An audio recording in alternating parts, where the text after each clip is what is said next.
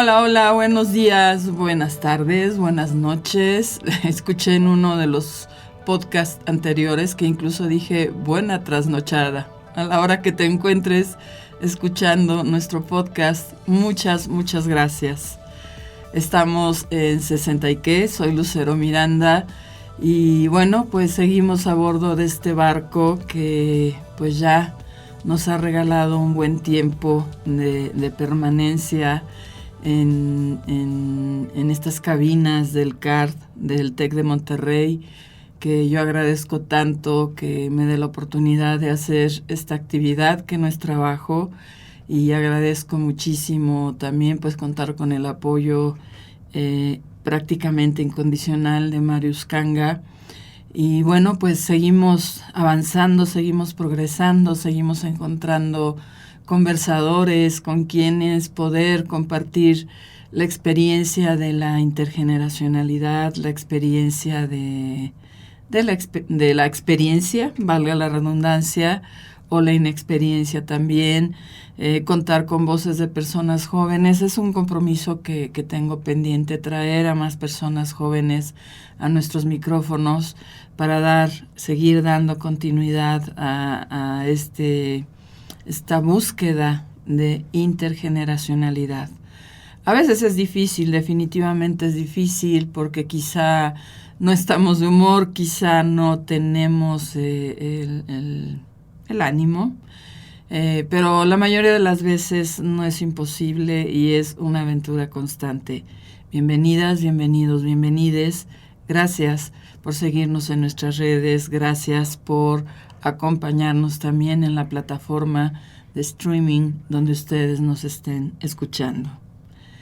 Este episodio va a ser un episodio de reflexión, una reflexión que tiene que ver con la mía, una propia reflexión de cuando me empecé a acercar a la tercera edad, a la Golden Age, y me empecé a plantear muchas cosas, a preguntar otras tantas, pues con un cierto grado de preocupación, de inquietud, no por quedarme desamparada, sino porque me hacía yo la pregunta de, bueno, y cuando yo me jubile, me retire de las aulas, ¿qué voy a hacer? Y conforme voy encontrándome con más personas de mi edad, pues encuentro que más de alguna se hace la misma pregunta: ¿qué voy a hacer? Ese es un tipo de gente que me encuentro. Hay otras personas que son más o menos de mi edad y que me dicen, pues qué padre que estás haciendo pues muchas cosas, porque pues sí hago muchas cosas. Y es que yo siempre he querido, pero, y el pero tiene que ver con que pues decidieron continuar con la vida laboral que les ofrece la institución para la cual trabajen. Esa es otra forma también, y un poco sí percibo yo en el intercambio con una mirada de preocupación, como ¿qué voy a hacer después de que pues haya dicho adiós al lugar donde estuve trabajando toda una vida? Entonces, bueno, pues les comparto que yo creo que como a los 55 años, un poco más, un poco menos, comencé a estar muy preocupada, verdaderamente preocupada, y decía yo, bueno, ¿y qué va a pasar cuando yo me retire de las aulas? Particularmente me retire de las aulas. Y decía yo no me voy a sentar en mi casa a esperar a envejecer. No me voy a sentar a ver cuándo me vienen a ver mis amigos, mi familia. De ahí viene el dicho de yo no quiero ser una señora normal. O sea, desde ahí decía yo no quiero ser una señora normal, quizá de una manera incluso despectiva, ¿no? De no quiero estar todo el tiempo pues cuidando mi casa. Mario se ríe de mí, tejiendo, No sé si con capita porque prefiero las sudaderas, sí, pero sí había esa inquietud de qué más voy a hacer. Me siento todavía con la capacidad, la creatividad, la inventiva, mis facultades mentales funcionando, aunque a veces parezca que no. Les comparto que acabo de desbaratar el espejo de mi coche por una distracción, entonces una vil distracción, no fue otra cosa y fue mi responsabilidad. Ya está resuelto. Pero bueno, pueden pasarme cosas así, pero también sé que le pasa a la gente de otras edades, entonces desde esa perspectiva pues ya pasó. Entonces bueno, retomo, sí había esa inquietud de pues ¿qué sigue? ¿Sí? ¿Qué sigue? Y fue como cuando renuncié a la planta del TEC, yo decía, ¿qué voy a hacer al día siguiente? Y este pensamiento lo tengo muy arraigado de una lectura que hice hace muchísimo tiempo acerca de la caída del imperio de azteca, en el que hablaba de cómo había sido la mañana del 14 de agosto de 1521, después de que la capital Tenochtitlan había caído y ya no era pues el mundo indígena que se había conocido hasta entonces. Y refería la historia que los indígenas que habían quedado vivos vagaban por la ciudad sin saber a dónde ir, sin saber qué hacer. Hacía una narrativa de la cantidad de muerte que se podía ver alrededor, por calles y calles y calles. Hablaba de la violencia y hablaba de que era un día muy gris y que ese día había amanecido lloviendo. Y entonces, en mi imaginario personal, que ya se habrán dado cuenta que es bastante disruptivo y raro a veces, me imaginaba que el día que yo dejara la planta de la institución que me ha cobijado por tantos años, pues iba a ser así como mi derrota de Tenochtitlan, ¿sí? Que yo al despertar al día siguiente no iba a saber qué hacer con mi vida, no iba a saber con quién estar, iba a estar perdida, ¿sí? Y eso me causaba una enorme ansiedad, una enorme preocupación. Sin embargo, bueno, pues se fueron dando las cosas, se fue dando la toma de decisiones, y una de la toma de decisiones, quizá una de las más importantes o la más importante en mi vida laboral, fue dejar la planta, la seguridad de una planta en el TEC de Monterrey y comenzar a trabajar en otro lugar, bajo una creencia de que pues en todos lados iba a ser el mundo perfecto del TEC de Monterrey. Tiene bastante perfección, también tiene sus fallas, bastantes, pero es un mundo, es una burbuja y es una burbuja que nos permite desarrollarnos con plenitud. Basta con que tú tomes la decisión y te muevas y hagas las cosas que tienes que hacer, prepararte, estudiar, escribir, producir y florecer. Este trabajo al que fui definitivamente pues no era lo que, uno, no era lo que me habían propuesto, dos, no era mi trabajo ideal, tres, no me sentía feliz como cuando estaba en el TEC, cuatro, decidí que yo no quería estar allí.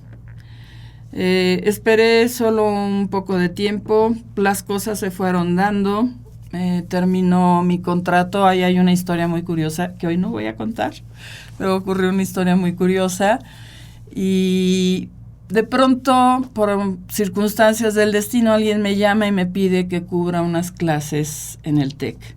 Y yo dije, pues por supuesto que claro que sí. Entonces no me mantuve lejos del TEC ni siquiera 6 meses, regresé a los 6 meses. Entonces eso me hacía muy feliz porque aquí he sentido que es mi casa, la siento mi casa. Entonces, pues pasé de todo en ese reingreso ya como maestra de cátedra. Posteriormente me invitaron a dar clases de arte contemporáneo, en el área de profesional. Eso se lo tengo que agradecer al buen Pablo Ayala. Y uy, qué susto. Yo había dado todas las artes que ustedes gusten y manden, pero no había dado arte contemporáneo. Entonces me obligó a estudiar otra vez como desquiciada y aprender sobre arte contemporáneo. Y algo que yo tenía el prejuicio de que no me iba a gustar hacer, me fascinó. O sea, ahí había un proyecto. Y entonces pude hacer montones de cosas. Entre otras cosas estaban de moda lo que se escribía, no eran podcast, quizás era un antecedente del podcast, era bloguera. Me volví bloguera, ya tenía un blog personal y pues me dispuse a preparar un blog en torno al mundo de la historia del arte moderno y contemporáneo. Y por ahí anda el blog y a veces me meto a ver qué ha pasado ahí y sigue teniendo entradas y pues eso es muy bonito. Di arte, me fui de directora a una preparatoria, estuve fuera del TEC 4 años, estuve fuera y no, porque no perdía mi vínculo con el TEC. Y finalmente regresé nuevamente esta vez regresé para impartir ética.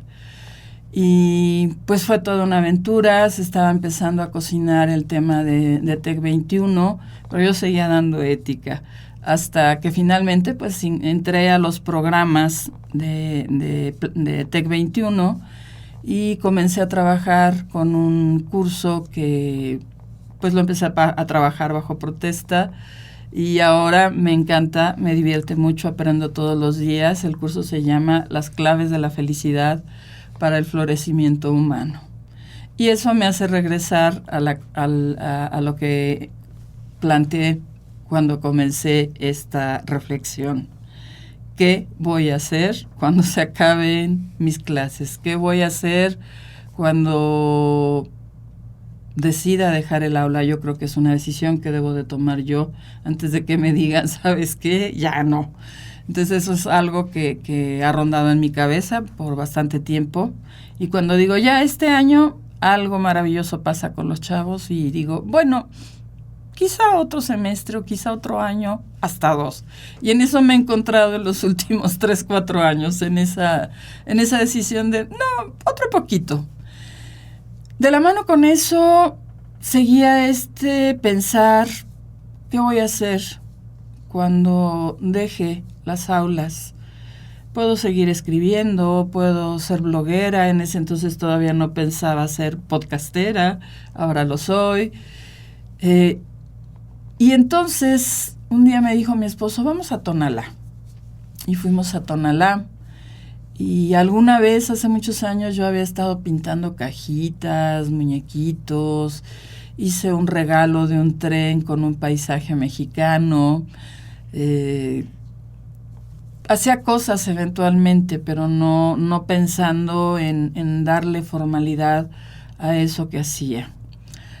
Compramos un montón de cajas, marcos, figuras y comencé a pintar y pues ahí estaba lo que iba pintando, lo regalaba, todo lo que hacía era, bueno, pintaba muchas cosas, pero lo único que hacía era regalarlas. Sin embargo, un día en el camino se me atravesó un curso de emprendimiento y creo que era pues el pedacito de pila que me hacía falta para aventarme a hacer otras cosas. Yo decía, bueno, me gustaría ser consultora de educación, soy buena profesora, soy buena diseñando, aunque haya quien diga que no soy buena diseñadora instruccional, soy diseñadora instruccional, he creado numerosos cursos, los he desarrollado desde plataformas, los he impartido, los he transferido. Decía yo, sí, podría ser una asesora. Y no tenía yo idea de cómo armar un negocio de asesoría. Estaba de moda ser consultor, entonces pues sonaba bien ser consultora educativa. Pero no me enganchaba la idea, no me enganchaba. Después tuve una temporada que empecé a hacer galletas. Y déjenme decirles que me fue muy bien, muy, muy bien. Solo hacía un tipo de galletas. A veces les ponía nuez, a veces almendra, a Mario ya se le antojó. a veces chocolate, que son las que más me gustan, y chocolate cocoa con nuez. Oh, puedo amar esas galletas. Tomé unas fotos con mi cámara de mi teléfono de media gama. Hice una página web, que es algo que me gusta mucho también, trabajar páginas web. Y pues comencé a vender galletas. Y se comenzaron a vender muchísimo y me empezó a ir muy bien. Y en eso surge esta oportunidad de irme de directora a una preparatoria. Entonces, pues dejo las galletas un rato. Mi madre un poco indignada en esos días porque decía, ¿cómo una arquitecta está haciendo galletas y las está vendiendo? Y yo me sentía tan orgullosa porque era como pues mi pequeño negocio, ¿sí? Y era algo que yo estaba creando desde lo poco que entendía de emprendimiento y desde el entusiasmo de que a la gente, que era lo que realmente me emocionaba, de que a la gente le gustara lo que yo estaba haciendo. Yo cocino, les digo que para mí cocinar es un acto de amor. Cocino porque cocino para la gente que amo. Le convido a la gente que le tengo aprecio, que le tengo mucho cariño, mucho respeto. Entonces, no cualquiera come mis galletas, no cualquiera come en mi mesa. Pero no era un negocio, no era un proyecto de vida para la vejez, hasta que finalmente un día tomé una de las cajas que tenía ahí guardadas y comencé a pintar y dije, ¿y si abro un taller? Y convierto este taller en mi proyecto de vida de aquí hasta el final, cuando sea que venga. Dije, creo que me late. Y me late porque sería un proyecto de vida, sería un proyecto haciendo algo que me fascina, que está vinculado con la creatividad, que está vinculado con el trato con el desarrollo de ideas, está vinculado con mi fascinación por el mundo del color. ¿Por qué no? Dije, voy a hacer un taller. Y mi esposo, siempre animándome, me decía, sí, no es mala idea. Y entonces tenía una mesa que era mi escritorio y ahí empecé a pintar. Y comencé a hacer publicidad y de repente comencé a vender una pieza. Luego vendí otra, luego no vendía nada por semanas y entonces yo lloraba amargamente. Seguía yo dando clases, seguía yo haciendo mi trabajo aquí en el TEC, pero pues yo creo que como muchos emprendedores y emprendedores, pequeños emprendedores, muy pequeños emprendedores, pues quisiéramos que el éxito llegara casi que de inmediato, errores de emprendedores novatos. Y seguí pintando y seguí haciendo publicidad y de pronto mi amiga Kate, que ahora está en California, la extraño mucho y sé que nos escucha, saludos Kate, me compró la primera pieza, que era una especie de cajonera llena de flores. A ella ama mucho las flores y entonces me sentí muy importante porque ella hizo mi primera compra, la primera compra formal de algo a lo que le pusimos por nombre Itarti. Dije, bueno, pues me recomendaron mis amigas, me dijeron, no, métete a una tienda virtual. Sin saber nada de tiendas virtuales, me suscribí a Etsy y en Etsy vendí 2 cajas. 2 cajas y si bien no continué con la parte de la venta a través de tiendas virtuales, dijeron maravillas de mis 2 cajas. Eran unas cajas color malva con unas rosas. A mí no me encanta pintar rosas, pero aprendí en ese momento que si el cliente, la clienta me pedía rosas, pues debía hacer mi mejor esfuerzo para hacer rosas, ¿verdad? Entonces, a mí no me gustaron, pero a la gente le encantaron las rosas que pinté en estas 2 cajas, que hoy por hoy viven en Nueva York. Entonces, imagínense, de una u otra manera entré como por la puerta grande, ¿no? Se fueron a Nueva York.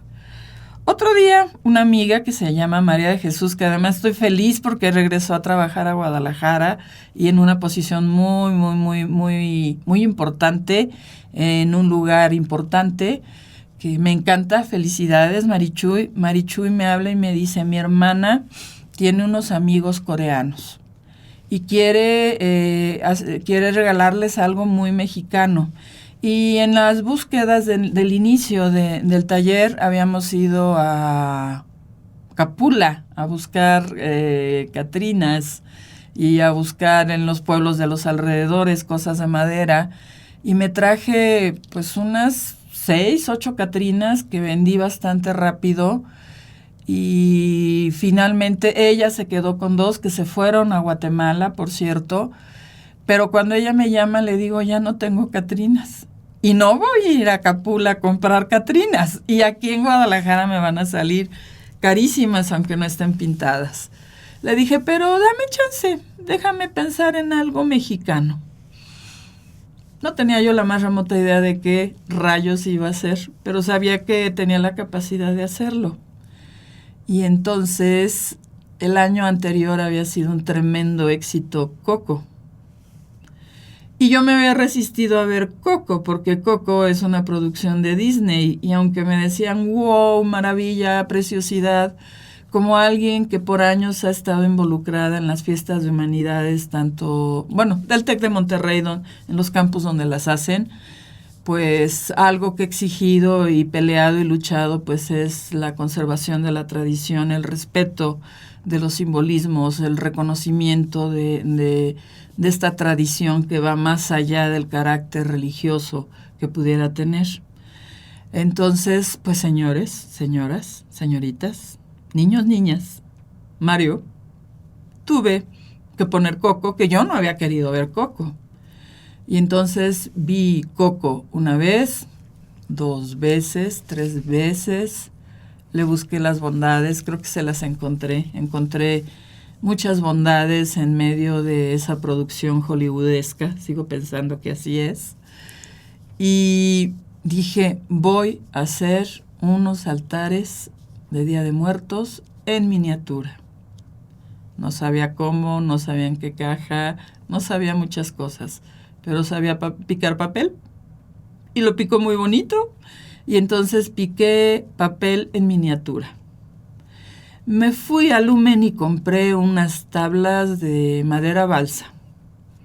Me fui a Tonalá y conseguí 2 cajas con tapas. Y pues hice los escalones, hice 2 altares con sus 3 escalones. Conseguí pequeñas catrinas, conseguí ollitas, conseguí frutita, platitos, o sea, todo lo que puede llevar un altar. Otras cosas yo las fabriqué, piqué papel, conseguí espejos, conseguí piezas de latón con espejos. A unas les puse como marco papel de China, lo corrugué e hice el marco. Conseguí guitarras, son unas guitarras pequeñas hechas en cuero, perfectas para mis altares. Yo jamás pensé en Coco, por supuesto que yo no estaba pensando en Coco, pero compré mis guitarritas, les quité la cadenita del llavero porque son llaveros. Decían Guadalajara, dije, es un buen toque para el recuerdo que quiere hacer la amiga, la hermana de mi amiga a sus amigos, porque déjenme decirle que sus amigos son coreanos y ya se iban de México. Y entonces, pues puse las ollitas, puse las calaquitas, conseguí miniaturas de pan de muerto, platitos con arroz, platitos con mole, con pollo, con todo eso que se acostumbra a poner en los altares. Conseguí más piezas de latón con catrinas, entonces pegué catrinas de latón en las paredes del altar.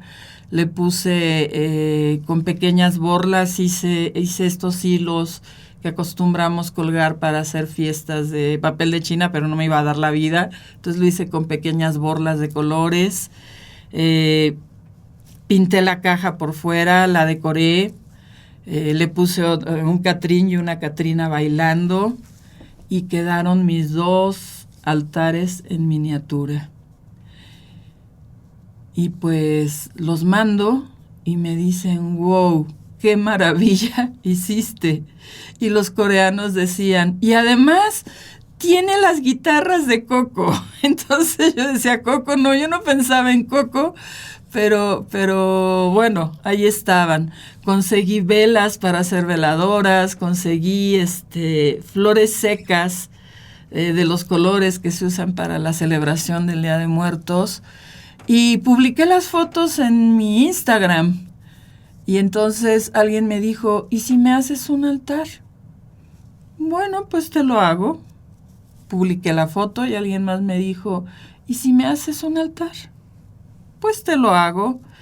Y entonces un día pensando estas fantasías Miguel, me encontré unas series de luces, 20 luces LED, carísimas, pero dije, le voy a poner luz a mis altares. Y entonces mi esposo tuvo que pensar en cómo íbamos a resolver el asunto de las luces. Les pusimos luces y entonces era espectacular prender esas 20 pequeñas lucecitas y que se iluminara el altar. Prometo publicar una foto de alguno de estos altares en nuestro Instagram de 60 y qué. Y quedó ahí. Y como no tengo cosas que hacer en mi vida, publiqué en Instagram, voy a hacer unos nacimientos en miniatura y solamente voy a hacer 10. Digamos que eso lo publiqué a las 10 de la mañana y a las 8 de la noche había vendido 8. Nadie había visto una sola foto, una sola imagen de mis posibles nacimientos, ni siquiera yo los tenía en mi mente. Sí sabía, y yo tenía unos nacimientos en miniatura, porque me gusta coleccionar cosas. Y entonces dije, ándele, por andar ofreciendo, pues ya se le dio, ¿sí? Y entonces hice los primeros nacimientos en miniatura de Itarti. Y nuevamente, como Dios me dio a entender, me salió la arquitecta, hice la maqueta, hice el paisaje, lo pinté. Claro, ahora sí iban a tener luz, con estas estrellas que hacen los niños de papel, unas pequeñas estrellas como en volumen, le pegué muchas estrellas al cielo, hice todo el escenario y a la gente le fascinó. Mientras, pues seguía pintando cajas, pintaba lajeros, pequeñas cajitas. De repente alguien me encargaba 60 cajas para recuerdos de una primera comunión. Y así fue empezando a tomar forma Itarti. Tuve un primer asesor que, por cierto, nunca permitan que les traten mal. Este asesor fue mi facilitador en el curso de emprendimiento y respetaba su postura contestataria, su postura frente a la manera de plantarse cuando estabas haciendo un negocio. Le pedí ayuda 3 veces y siempre pensando que una vez porque yo siempre he tenido la ilusión y los sueños se cumplen si sigues trabajando por ellos, dije, llegará el momento en que le pueda decir, te contrato para que me sigas asesorando. El asunto es que en ese momento pues venía al TEC y le pedía a él, daba clases aquí, no tengo idea si siga, y la primera vez lo hizo bien, la segunda vez lo hizo bien y la tercera vez me trató muy mal, de manera despreciativa, de manera burlona, y me dio mucha tristeza porque además iba conmigo mi hija Lucero, venía conmigo mi hija Lucero, y cuando salimos me dijo, oye mamá, ¿qué le pasa a este tipo? Y le dije, no lo sé, quizá es su manera de decir, no te quiero asesorar porque no lo voy a hacer pro bono, ¿sí? Y pues hubiera sido bueno que lo dijera así de simple, ¿no? Y entonces fui y busqué a una persona que quiero muchísimo, que nos conocemos de hace años, que es mejor conocido aquí en el TEC como Beto Malpica. Y Beto Malpica me obsequió su experiencia, sus conocimientos, sus buenas vibras, sus indicaciones, su guía. Me decía, vamos por aquí, vamos por allá. Y yo, Beto, ya vendí 3 cajas. ¡Wow! Vamos bien. Sigue, no te desanimes, todo va a estar bien. Trabaja en tu página, desarrolla tus redes. Siempre había palabras amables de parte de él. Y así es como comenzó este sueño, que hoy es una realidad. Itarti cumplió 7 años en mayo. Entonces el próximo año va a cumplir 8 años ya. Ha tenido sus altas, ha tenido sus bajas. Hacemos muchas cosas. Ahora mi esposo es mi carpintero y lo tengo que estar arreando para que haga las cosas en tiempo y forma. Es perfeccionista, eso es maravilloso para mí porque sé que voy a tener las mejores cajas del mundo, pero si no, allá en Tonalá está otro carpintero que se llama Don Arturo, que también es un excelente carpintero y pues ha sido mi proveedor por años. Tengo mi lista de proveedores, con quién puedo negociar, con quién no. En Puebla fui a dar a la mitad de un cerro hasta que encontré donde hacían las miniaturas. En Tlaquepaque fui a dar a quién sabe qué colonia hasta que encontré a un hombre anciano maravilloso que también hace miniaturas. Y bueno, fui haciendo mi lista de proveedores y eso me hace muy feliz. Todo esto no lo platico para presumir, lo platico para decirles que si hay un motor en el ámbito de la parte laboral que me está alimentando, que me está dando fuerza, que me está dando impulso, es todo lo que me ha regalado Itarti. Itarti, que viene de una literación árabe. Originalmente yo pensaba et art, que es como et al, al hacer las referencias bibliográficas. Yo decía et art o et arte es muy duro, y entonces trabajamos con la literación y así es como llegamos a Itarti. Y pues mis amigas me apoyaron muchísimo, me hicieron publicidad, me compraron. Y finalmente hay gente que me ha comenzado a contactar porque sigue mi trabajo, ve lo que hago. Me he encontrado clientes difíciles, dificilísimos, y he encontrado un montón de gente maravillosa y gente que hoy, al día de hoy, hoy por hoy, también son mis amigas. Durante la pandemia ocurrió un fenómeno muy interesante. La gente me hacía el pedido por internet, pero me hablaba. Y descubrí que lo que la gente quería era hablar de su familia, hablar del regalo que iban a hacer, quién era la persona. Y entonces aprendí a escuchar desde esa perspectiva, y cuando hago una caja, cuando pinto, preparo un altar, cuando preparo un nacimiento, algo que me hayan pedido que sea especial para alguien, pido que me cuenten la historia de esa persona, para poder crear pensando en esa persona. Y es una fórmula que me ha funcionado muy bien y que alimenta mucho de mi espíritu. Y ya, la cereza del pastel fue cuando una de mis amigas me dijo: oye, Lucero, ¿y por qué no me pintas un abanico? Y yo, ¿un abanico? ¿Quieres que te pinte un abanico? Ok, te pinto un abanico. Señores, de los que tengo numerados hasta ahorita, estoy llegando al abanico número 800. Todo lo numero porque procuro de que sea arte artesanal. Creo que todos somos dignos de tener cosas lindas y que no tengas que pagar miles y miles y miles de pesos por tener algo lindo en tu casa. Entonces, no regalo mi trabajo, pero tampoco me mando en cuanto a lo que cobro por lo que yo considero que es un proceso creativo. Todo esto se los cuento porque es mi proyecto de vida. A mis 62 años, no sé cuántos años le queden a Itarti, pero le quedan tantos como los que me queden a mí. Sea hoy, sea mañana, sean 10 años, sean 20 años. Me produce un profundo orgullo tener este espacio de trabajo. Ahora tengo un escritorio del doble del tamaño, y la casa ahora no es la casa, ahora es la casa taller de Itarti. Y la gente que va luego digo, no, lo voy a meter, voy a hacer una oficina, ya lo intenté, no, me siento encerrada y eso no me gusta, estar encerrada. Entonces, bendito Dios, donde vivo hay mucha luz, tenemos unas ventanas enormes, el jardín, pues no siempre es el jardín más elegante, pero sí siempre es el más verde.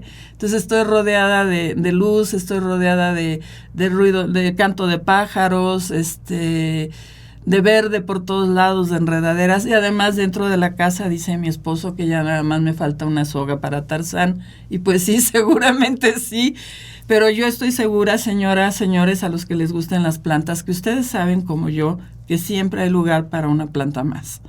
Entonces, bueno, mi hobby son mis plantas. Mi hobby es escribir. Mi trabajo, que no es trabajo, es Siddharti. Mi trabajo, que no es trabajo, es dar clases, dar cursos, crear cosas. Mi trabajo, que no es trabajo, es 60 y qué. Y lo que quiero compartirles es, sí, tengo mis tropiezos, tengo mis ratos de tristeza, mis malos momentos, de repente mis quiebres de, estoy vieja, estoy cansada, ya no me muevo igual. Yo creo que como cualquiera que tenga mi edad. Pero si algo me ilusiona es el tener un proyecto de vida que todos los días se concreta. Porque si estoy triste, dibujo. Si estoy medio triste, pinto. Si estoy contenta, pongo música, canto y pinto. Lo siento por mis vecinos. Entonces estoy haciendo cosas que me dan un futuro y eso me hace muy feliz, me hace una mujer muy plena, muy completa, y yo quería compartirles esta reflexión, que ya se hizo una enorme reflexión, y decirles, como decía un amigo mío, lo último que se pierde en la vida es la esperanza, y antes de la esperanza, el glamour. ¿Sí? Entonces, pues no pensamos perder el glamour, claro que no, y mucho menos la esperanza. Gracias a Dios, gracias a los espíritus, gracias al cielo, tengo un proyecto de vida que comparto con mi esposo, que también es pastelero, que también hace un montón de cosas que nos llevan a una situación de vida en la que lo último que se plantea como posibilidad es quedarnos sentados mirando pasar lo que nos queda de vida sin salvarnos a nosotros mismos, porque ya no sabemos hacia dónde crecer, porque pudiéramos pensar que se acabó. Amigos, amigas de 60 y más, no se den permiso de darse por vencidos, por vencidas. Eso que les gusta hacer, háganlo. Por negocio, por entretenimiento, pero háganlo. No dejen de leer, no dejen de disfrutar aquello que les ha hecho disfrutar siempre. La vida es muy corta, lo sabemos, hay más tiempo que vida, el tiempo se queda, nosotros nos vamos. Hagamos todas esas cosas, o por lo menos una, que nos ayuden a mantener nuestra vitalidad intelectual, nuestra vitalidad creativa, nuestro amor a la vida, y pues vamos por 60 y más. ¿Sí? Vamos por ser ejemplo de que la vida no se acaba después de los 60. Muchísimas gracias por haberme acompañado en este episodio. Este es un episodio muy amoroso, lo confieso. Gracias por seguirnos en las redes, gracias por estar en las plataformas donde ustedes prefieren escuchar nuestro 60 y qué. Gracias por hacer que suene y resuene tanto el podcast como ustedes tienen que resonar. Han pasado aquí un montón de personas y seguirán pasando más. Gracias, Mario, siempre. Ustedes saben que siempre le doy las gracias a Mario porque está allí. Luego de repente él se ataranta, yo me ataranto, nos atarantamos los dos y tenemos que reandar el camino, pero lo hacemos con profunda alegría, con profundo respeto, con profundo amor a nuestro trabajo. Síganos en LinkedIn, ¿no? Sí, no me pueden seguir en LinkedIn, sí. Síganos en Instagram. También nos pueden seguir en esta nueva plataforma Thread.